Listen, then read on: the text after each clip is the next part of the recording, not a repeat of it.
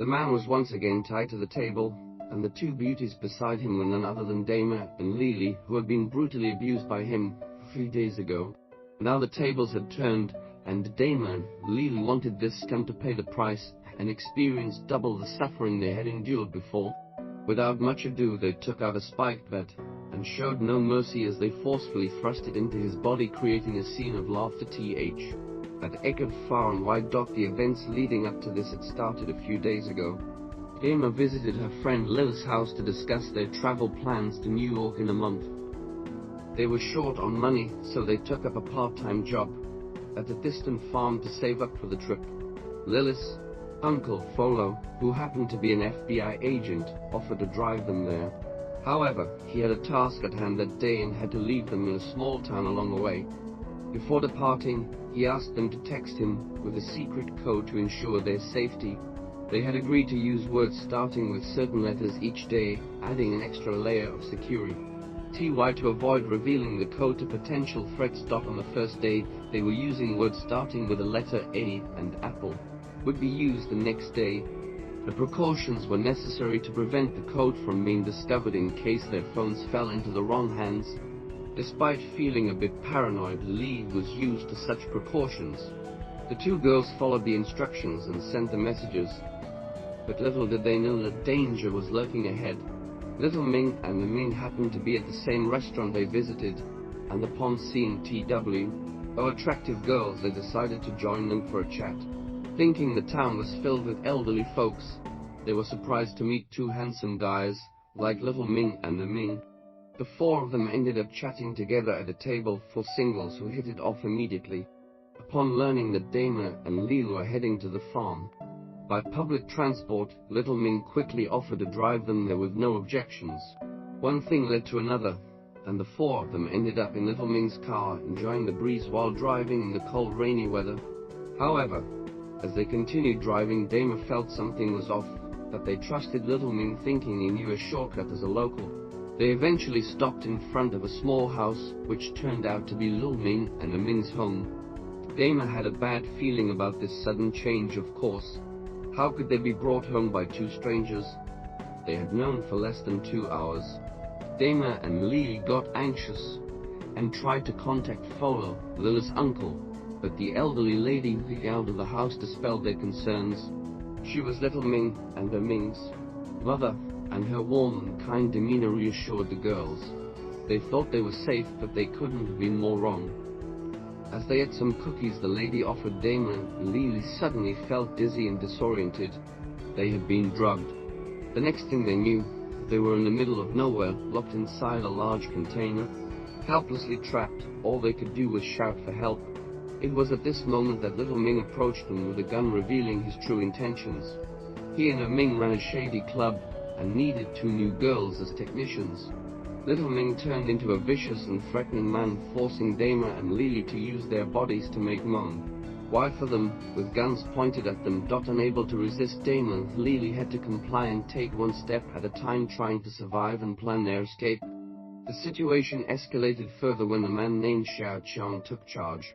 He found the secret messages on Lilith's phone, which raised suspicion, and decided to investigate the 2 girls' whereabouts.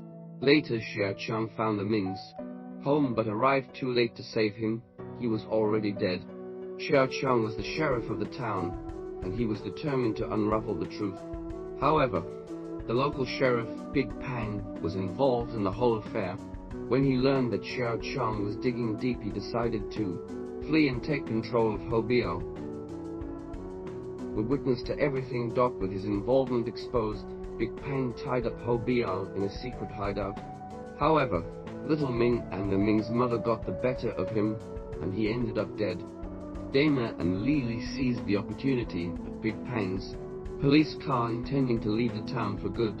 On their way, they encountered 2 girls who were about to head into town. They realized these girls might suffer the same fate they had, so they decided to turn back to the town and take matters into their own hands. They armed themselves with tools from a store, seeking revenge for themselves and to protect other potential victims. As they dealt with each criminal one by one, Xiao Chang finally arrived at the town, but was too late for Big Pang, who had already been killed.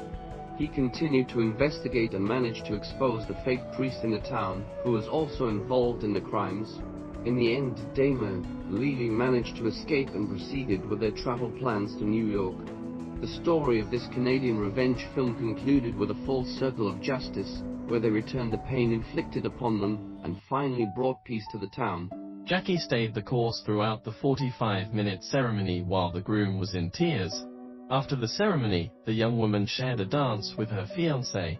She was immersed in pure happiness, and could not be stopped by any obstacle.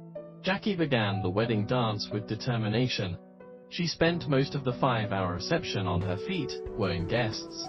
The young couple's extraordinary performance impressed everyone present. Jackie's tenacity was amazing. She refused to accept the doctor's diagnosis, and made a solemn promise never to give up, and to keep trying to improve her condition. It took Jackie years of intensive training to regain the ability to take care of herself. The journey was difficult, but she remained steadfast.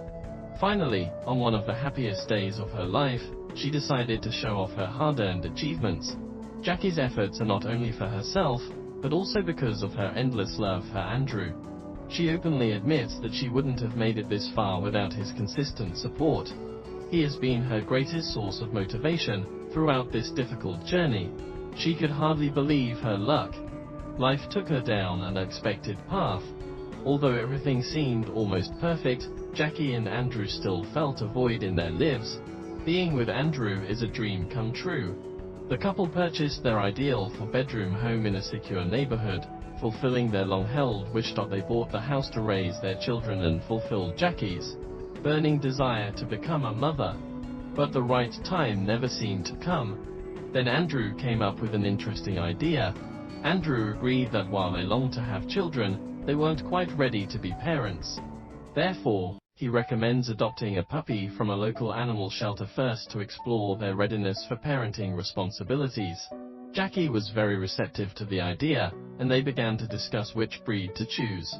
After careful consideration, they decided to adopt a golden retriever. Little did they know that this decision would take their lives in an unexpected direction. On an emotional Saturday morning, the couple gets up early and realizes that this is the day to finally welcome a furry companion into their lives.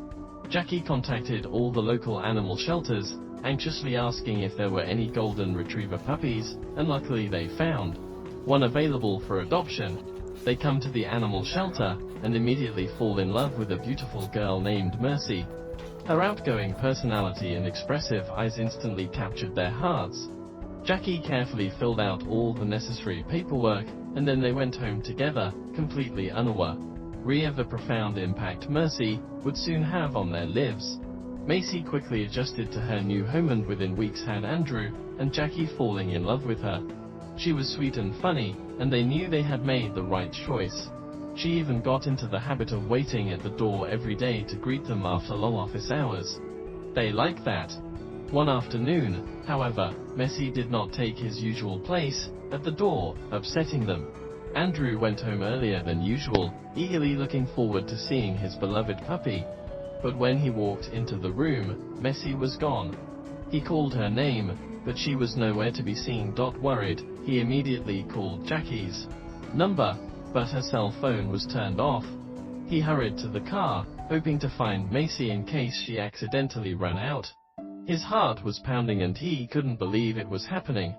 He drove down the street, calling out Macy's name, but she seemed to be nowhere to be seen. Because Jackie hadn't answered the phone yet, he was confused about what to do. At sunset, he had no choice but to return home. As he pulled into the driveway, he noticed Jackie's car parked there. Where did she go? Why didn't you answer the phone? However, when he entered the house, he was shocked. Jackie and Macy were both sitting on the couch, as if they were waiting for him to come back. Where have you been? I've looked everywhere, he exclaimed. Jackie smiled sweetly and nudged Maggie, who held a piece of paper to him with her mouth. Puzzled, he took the note and unfolded it. The note read, "Congratulations, you are going to be a dad." Andrew could hardly believe his eyes. "Are you sure?" he asked Jackie, and she nodded. Tears welled up in his eyes as he hugged the love of his life. Although Jackie and Andrew are not actively trying to have children, they are overjoyed by the news. Jackie's story shows that even in the face of unpredictable adversity, the love and support of those around you can make a difference. Jackie continued to train every day to be the best mother she could be to her future children. She hopes to get back on her feet one day. At the same time, she knows she has the unwavering love and support of her husband. To ensure the privacy of the people depicted, certain names, places, and features have been changed as a result of the author's imagination. Any resemblance to a real event, place or person, living or deceased, is purely coincidental.